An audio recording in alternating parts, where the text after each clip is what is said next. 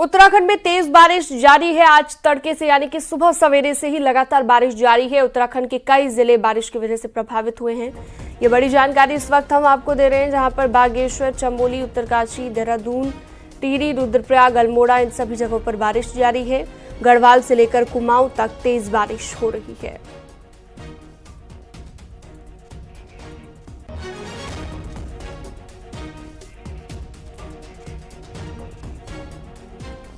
चमोली से भी बड़ी खबर है। कर्णप्रयाग की सिमली में भारी बारिश से अतिवृष्टि, कई घरों में घुसा मलबा और पानी मलबे में गाड़ियां भी दब गई।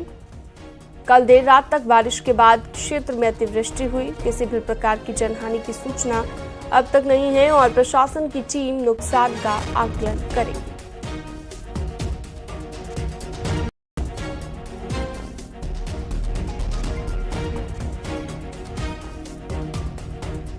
चमोली से बड़ी खबर है, जहां पर कर्णप्रयाग के सिमली में भारी बारिश की वजह से अतिवृष्टि हुई। कई जगहों पर घरों में पानी घुस गया, मलबा घुस गया। अतिवृष्टि की वजह से पानी मलबे में गाड़ियां भी दब गई।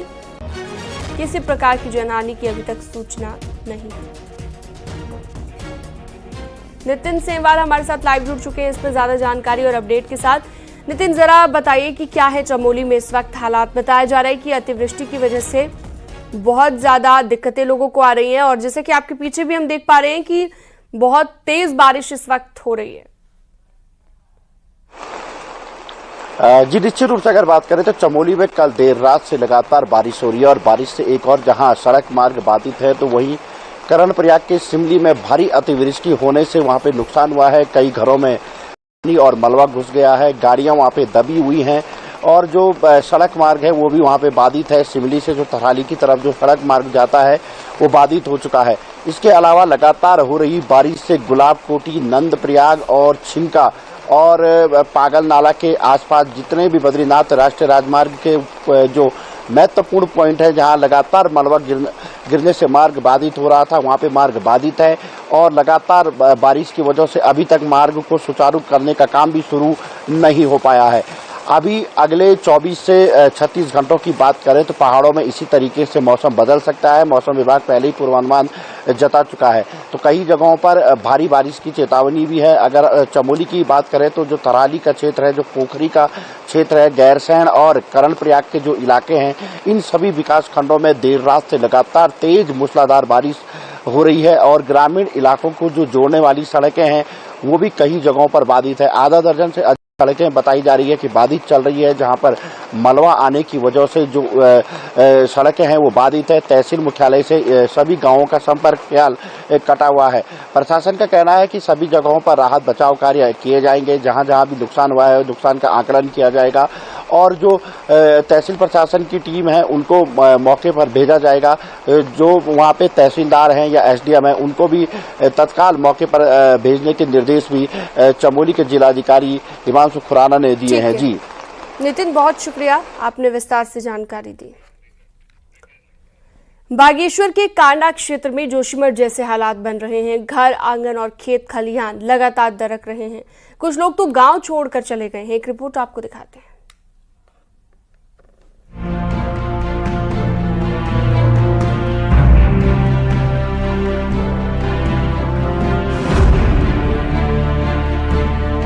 बागेश्वर में कांडा के कन्याल के ग्रामीण हर दिन डर के साए में जीने को मजबूर हैं। गांव के पास खड़िया की खदानें हैं जिसमें बड़ी मशीनों से खनन का काम किया जाता था।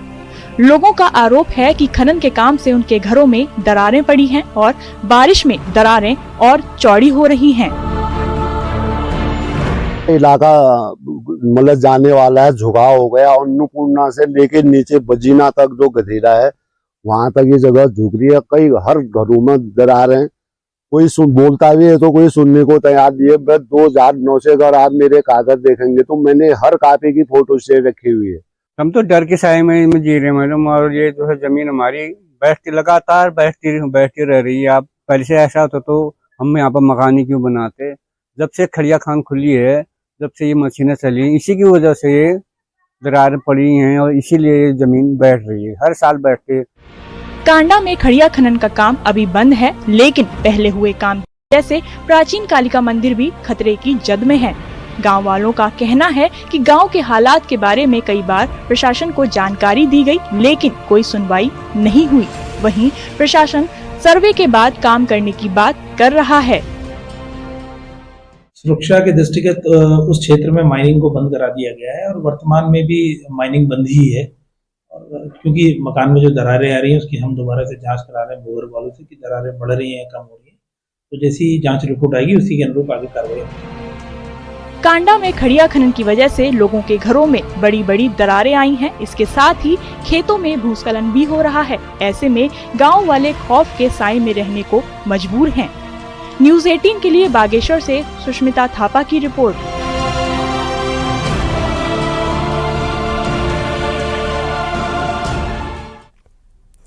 सीएम पुष्कर सिंह धामी आज मसूरी के दौरे पर रहेंगे, जहां पर मसूरी गोलीकांड की 30वीं बरसी पर शहीद राज्य आंदोलनकारियों को श्रद्धांजलि देंगे। आपको बता दें, सितंबर 1994 को मसूरी गोलीकांड हुआ था, जिसमें 6 राज्य आंदोलनकारी शहीद हुए थे।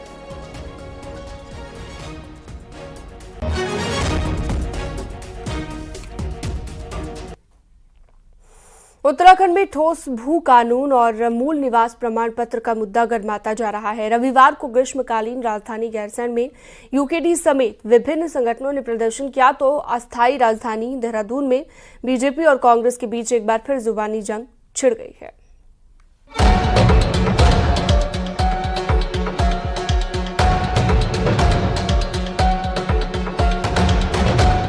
उत्तराखंड में ठोस भू कानून की मांग जितनी पुरानी है, उतना ही पुराना मूल निवास प्रमाण पत्र का मुद्दा भी है।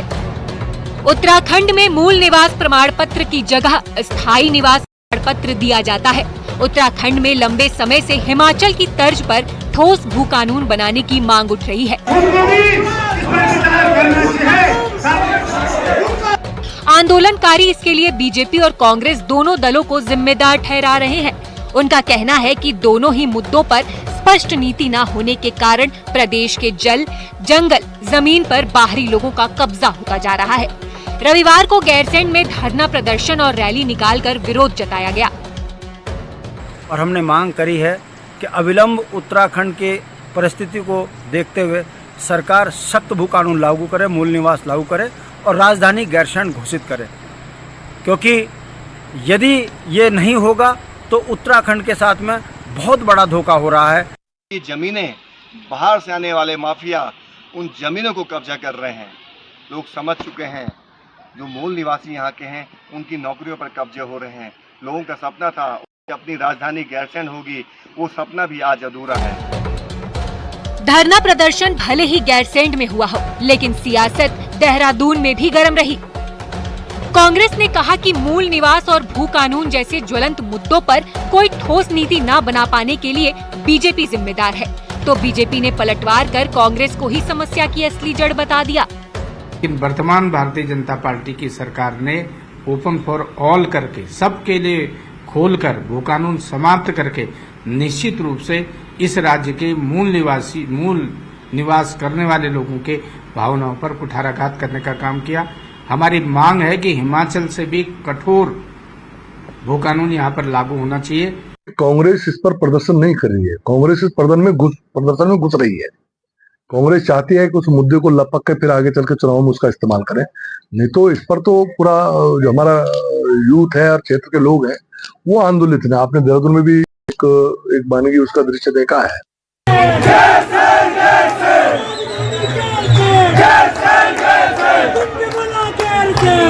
भू कानून और मूल निवास के मुद्दे पर सरकार भी पसोपेश में है। भू कानून के लिए बनाई गई कमेटी सितंबर 2022 में अपनी रिपोर्ट शासन को सबमिट कर चुकी है। भू कानून पर मिली इस रिपोर्ट और मूल निवास प्रमाण पत्र के परीक्षण के लिए मुख्यमंत्री ने दिसंबर 2023 में सचिवों की एक प्रारूप समिति भी गठित की, लेकिन समिति की रिपोर्ट आज तक बाहर नहीं आ पाई। लिहाजा मूल निवास और भू कानून का मुद्दा आज भी गरमाया हुआ है। न्यूज़ 18 के लिए देहरादून से सुनील नवप्रभात की रिपोर्ट।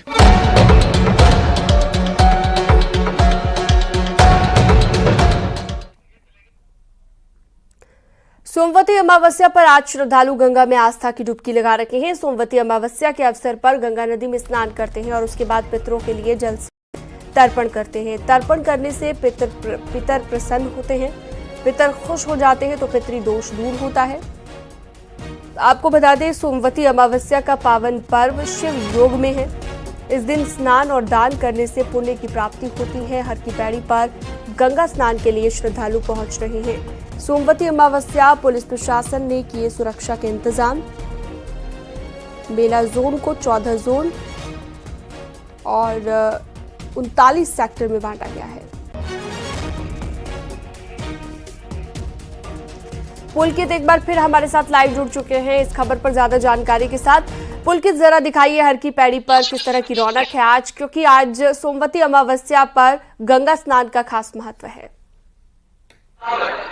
जी, हर की पैड़ी पर मैं इस वक्त मौजूद हूं और सोमवती अमावस्या के अवसर पर यहाँ पर अच्छी खासी हर की पैड़ी पर रौनक श्रद्धालुओं की नजर आ रही है। सुबह 4 बजे से श्रद्धालुओं के हर की पैड़ी पर पहुंचने का सिलसिला जारी है और यहाँ पर श्रद्धालु दूर दूर से पहुंचकर गंगा में आस्था की डुबकी लगा रहे हैं, क्योंकि सोमवती अमावस्या पर गंगा स्नान करने का विशेष महत्व होता है। इससे पितरों के निमित्त लोग गंगा स्नान करने के बाद तर्पण करते हैं। पितरों के लिए ये स्नान विशेष तौर पर किया जाता है। उसके अलावा जो विवाहित महिलाएं होती हैं वो अपने पति की दीर्घायु की कामना के लिए इसमें जो है व्रत करती है, गंगा स्नान करती है। तो कई विशेष महत्व इस गंगा स्नान के बताए गए हैं शास्त्रों में। उसी के लिए दूर दूर से श्रद्धालु यहाँ पर पहुंचते हैं। यहाँ पर कल शाम से ही ट्रैफिक का दबाव बढ़ना शुरू हो गया था, इसलिए ट्रैफिक प्लान भी पुलिस की ओर से लागू किया गया और उसके अलावा सुरक्षा व्यवस्था के व्यापक इंतजाम यहाँ पर गंगा स्नान के लिए किए गए हैं। पूरे मेला जोन को 14 जोन में और 39 सेक्टर में मेला क्षेत्र को बांटा गया है, ताकि सुरक्षा व्यवस्था में किसी भी तरह की कोई चूक न हो, श्रद्धालु पूरी तरह से किसी तरह की कोई असुविधा ना हो और पूरी सुविधाजनक ढंग से यहाँ से श्रद्धालु स्नान करके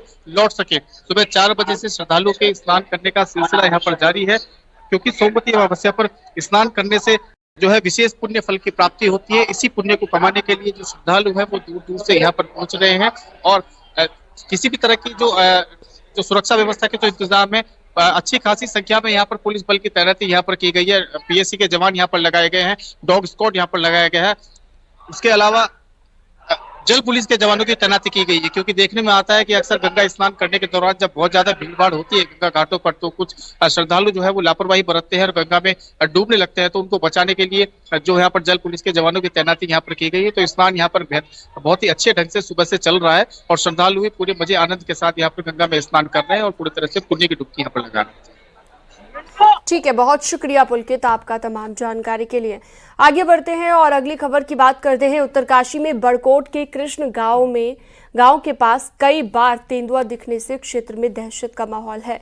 अस्तित्व पेट्रोल पंप कृष्णा गांव के सीसीटीवी कैमरे में तेंदुए की कदमी कैद हुई है। तेंदुआ अंधेरे में छिपा हुआ था।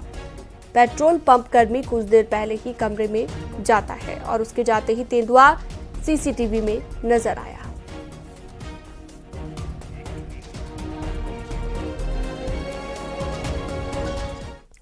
उत्तराखंड में हर कहीं पर पहाड़ से लेकर मैदान तक गुलदार का आतंक आम बात हो गई है। लेकिन अगर हम कहें कि उत्तराखंड में गुलदार से ज्यादा इंसानी मौतें सांपों के काटने से होती है तो आप यकीन नहीं करेंगे, लेकिन वन विभाग का रिकॉर्ड तो यही कहता है। देखिए,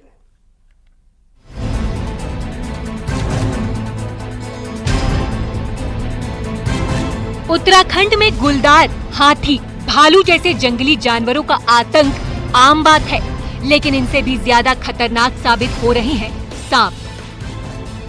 वन विभाग का रिकॉर्ड बताता है कि पिछले 5 साल में गुलदार के हमलों में 103 लोगों की मौत हुई और 459 लोग घायल हुए, जबकि सांप के काटने से 118 लोगों की मौत हुई और 460 लोग घायल हुए। वहीं अब समस्या ये है कि सर्पदंश की घटनाएं कैसे रोकी जाएं। इससे परेशान वन विभाग ने अब नया तरीका अपनाया है। वन विभाग ने सर्पदंश के लिहाज से संवेदनशील प्रदेश के 12 डिवीजनों की 55 चौकियों में एंटी वेनम इंजेक्शन रखवा दिए हैं। सांप के काटने की स्थिति में मरीज को तत्काल एंटी वेनम इंजेक्शन दिया जा सके। इंजेक्शन की खासियत ये है कि ये पाउडर फॉर्म में है, इसके लिए फ्रिज की आवश्यकता नहीं। ये सबसे जहरीले 4 सांपों cobra, common crepe, Russell viper और सास्केल्ड वाइपर के काटने की दवा का काम करता है।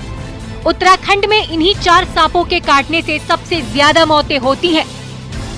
हमने वन विभाग के जो संवेदनशील प्रभाग है उनमें अनेक स्थानों पर ये एंटीवेनम उपलब्ध कराया है कि आवश्यकता पड़ने पर तत्काल ये अगर किसी वनकर्मी को जरूरत हो तो उनको उपलब्ध हो सके, और साथ ही साथ आम जनता की सुविधा को देखते हुए भी कि अगर किसी के साथ ऐसी दुर्घटना होती है कि कोई सांप के द्वारा अगर काटे जाने की घटना होती है तो जो भी उसका जो पीड़ित व्यक्ति है उसको तुरंत बिना किसी परेशानी के दवा उपलब्ध हो जाए। मॉनसून सीजन में सांप के काटने की घटनाएं तेजी से बढ़ जाती हैं, क्योंकि इन दिनों बिलों में पानी घुसने के कारण सांप सुरक्षित जगह के लिए बिल से बाहर निकल आते हैं। अब तक सैकड़ों सांपों का रेस्क्यू कर चुके रेस्क्यूअर अरशद खान का कहना है कि सांप के काटने की सूरत में शुरुआती आधा 1 घंटा महत्वपूर्ण होता है। अगर इस टाइम पीरियड में पेशेंट को एंटी वेनम इंजेक्शन दे दिया जाए तो उसकी जान बच सकती है। देखिए, बिग 4 का कोई भी सांप चारों में कोई भी काटे तो पहला आवर सबसे गोल्डन आवर होता है। जितनी जल्दी आप हॉस्पिटल पहुंचे उतना जल्दी आपको एंटी वेनम मिलेगा तो बचने का। लेकिन जितना आप टाइम लगाते जाएंगे, एक्चुअली क्या होता है ना, बहुत कोई सांप के बारे में नहीं जानते, तो वो डर के कारण ही उनके शरीर का बॉडी में खून ज्यादा सर्कुलेट करता है, उस वजह से वेनम जल्दी फैलता है और उसी वजह से मौतें होने का ये हो जाता है। और दूसरा, ये तांत्रिक ओझा ओझा के पास जाने के चक्कर में झाड़ फूक में आदमी लोग जान गंवाते हैं ज्यादातर।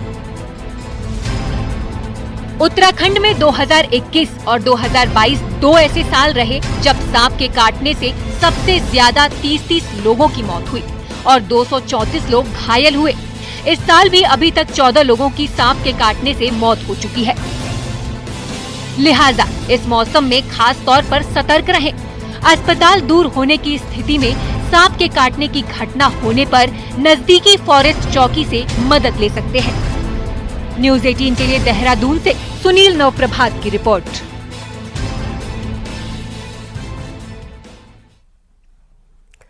चमोली के नंदप्रयाग क्षेत्र में नाबालिग लड़की से छेड़खानी करने वाले आरोपी को पुलिस ने गिरफ्तार कर लिया है। पुलिस ने आरोपी आरिफ को यूपी के बिजनौर से गिरफ्तार किया। आपको बता दें कि एक समुदाय विशेष के लड़के पर नाबालिग लड़की से छेड़खानी करने का आरोप लगा है, जिस पर पुलिस ने मामला दर्ज कर लिया है। पूरा मामला 22 अगस्त का है। बताया जा रहा है कि जब नाबालिग लड़की से लड़के ने छेड़खानी की तो वो फरार हो गया।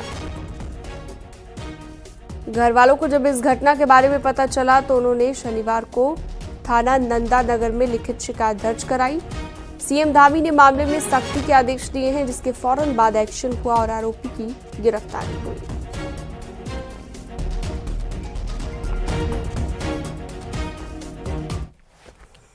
चमोली में नाबालिग लड़की के साथ छेड़खानी की घटना पर मुख्यमंत्री पुष्कर सिंह धामी ने कहा है कि नारी अस्मिता और सम्मान हमारे लिए सदैव सर्वोपरि है और किसी भी महिला के साथ, बेटी के साथ होने वाली प्रिय घटना की हम निंदा करते हैं और कानून दोषी को सजा देगा। देवभूमि में इस तरह की घटनाओं को बर्दाश्त नहीं किया जा सकता है।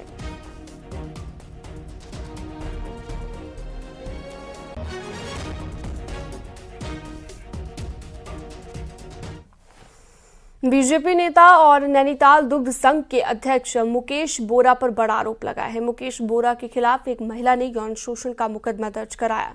आरोप लगाने वाली महिला लालकुआं डेयरी प्लांट में डेली वेज कर्मचारी है। महिला का आरोप है कि साल 2020 में उसके पति की मृत्यु हो गई थी, जिसके बाद उसे नौकरी की जरूरत थी। इसी वजह से उसकी मुलाकात साल 2021 में मुकेश बोरा से हुई। मुकेश बोरा ने उसे परमानेंट नौकरी दिलाने का झांसा देकर पहले डेली वेज कर्मचारी बनाया और फिर अपने वादे से मुकर गया और इस बीच महिला का यौन शोषण भी करता रहा। पुलिस अब पूरे मामले की जांच में जुटी हुई है। जल्द की आरोपी दुग्ध संघ अध्यक्ष मुकेश बोरा की गिरफ्तारी हो सकती है।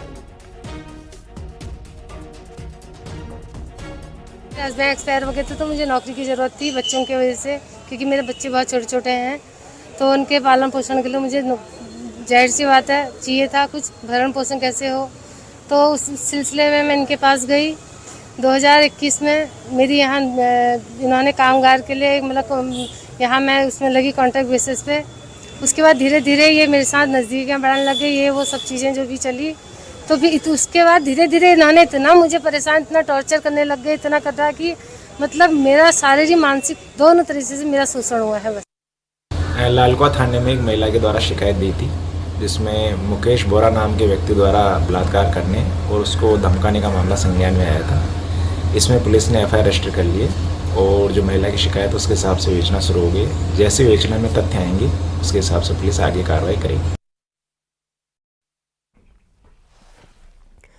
वहीं आरोपी मुकेश बोरा के खिलाफ एक्शन शुरू हो गया है। यूसीडीएफ यानी कि उत्तराखंड सहकारी डेयरी फेडरेशन के प्रशासक पद से मुकेश बोरा को हटा दिया गया है।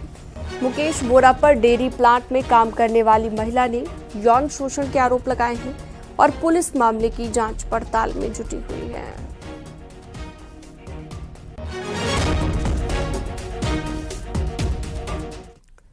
हरिद्वार में ज्वेलरी शोरूम में दिन दहाड़े डकैती की वारदात होने से हड़कंप मच गया और बताया जा रहा है कि दोपहर करीब 1:30 बजे रानीपुर मोड़ पर बालाजी ज्वेलर्स पर 5 हथियारबंद बदमाशों ने धावा बोल दिया। बदमाशों ने शोरूम के स्टाफ और वहां पर मौजूद लोगों पर मिर्च वाला स्प्रे डाला और उसके बाद तमंचे से फायरिंग करते हुए डकैती की। बदमाश शोरूम से करीब 5 करोड़ की ज्वेलरी लेकर फरार हो गए। वहीं स्थानीय लोगों और ज्वेलर्स कारोबारी में पुलिस की कार्यशैली को लेकर नाराजगी है। वहीं पुलिस ने जल्द बदमाशों को पकड़ने की बात कही है। मोटरसाइकिल पर थे, मैंने उनके पीछे भगाई मोटरसाइकिल, तो आर्यनगर चौक तक मैंने उनका पीछा किया। कहाँ का नंबर था गाड़ी का? नंबर हरियाणा का था, हरियाणा HR 71D 9150। 5-6 लोग अंदर घुसे शोरूम में। उन्होंने मिर्ची वाला स्प्रे करके इनको परेशान करके और फायर भी किया है। ये तो भगवान का शुक्र है कि उनकी किसी की जान नहीं गई है, लेकिन पूरा शोरूम खाली कर दिया है। और इस तरह की घटना हरिद्वार में पहले भी हो चुकी है।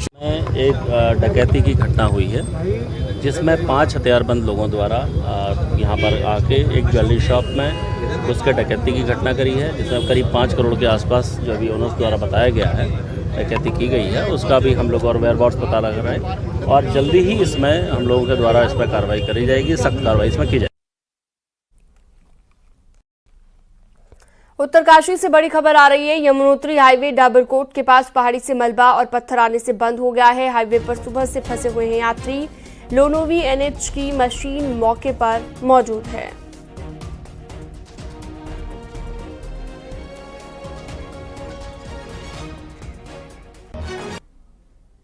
और अब एक नजर पहाड़ की 10 बड़ी खबरों पर। खटीमा गोलीकांड की बरसी पर अल्मोड़ा के गांधी पार्क में कई आंदोलनकारियों ने शहीदों को श्रद्धांजलि दी और शहीदों को याद किया।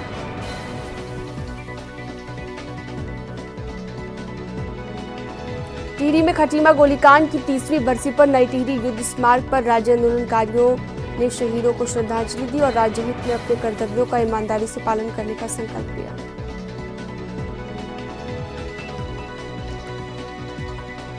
रुद्रप्रयाग में मुख्य विकास अधिकारी ने बैठक की, जिसमें केंद्र और राज्य सरकार की स्वरोजगार से जुड़ी योजनाओं को लोगों तक ज्यादा से ज्यादा पहुंचाने पर जोर दिया।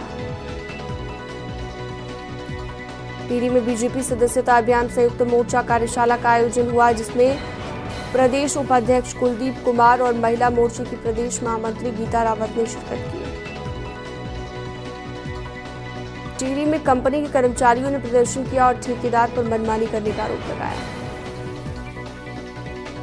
अल्मोड़ा के वैभव कांडपाल PCS 2021 के मुख्य परीक्षा में राज्य में दूसरा नंबर हासिल किया, परिवार वाले खुश। उत्तराखंड हाईकोर्ट के जज पौड़ी के GB पंत इंजीनियरिंग कॉलेज घुड़दौड़ी के बहुउद्देश्य शिविर में पहुंचे, जहां पर नुक्कड़ नाटक के जरिए महिला अपराध, घरेलू हिंसा के प्रति लोगों को जागरूक किया गया। जोशीमठ से लेकर मारवाड़ी पुल तक बद्रीनाथ हाईवे डबल लेन बनाने का काम शुरू हो गया है। अल्मोड़ा में भिकियासैंण के 1 दर्जनों गांव को मुख्यमंत्री पलायन रोको योजना के पायलट प्रोजेक्ट के रूप में जोड़ा गया है।